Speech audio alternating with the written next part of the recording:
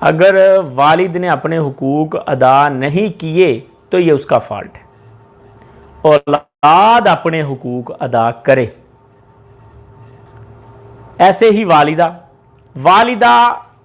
کا بچے کو پیدا کر دینا ہی اولاد کے اوپر احسان ہے، باقی سارے احسانات بعد کے ہیں، پالنا، ان کی تربیت کرنا، پڑھانا لکھانا، یہ بعد کی ساری چیزیں ہیں، تو ان کا پیدا کر دینا آپ کو یہ بہت بڑا حق ہے۔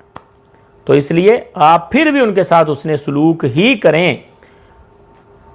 بچے کو پیدا کرنے کے بعد والدہ کی وفات کے بعد چھوڑ دینا یہ چھوٹا جرم ہے، اس سے بڑا جرم ہے مشرک ہونا، توحید سے دور ہونا۔ انبیاء تو ایسے والدین کے ساتھ بھی اس نے سلوک کا درس دیتے رہے جو مشرک تھے، توحید سے دور تھے، تو اس لیے ہر حال میں ان کے ساتھ نیکی کریں۔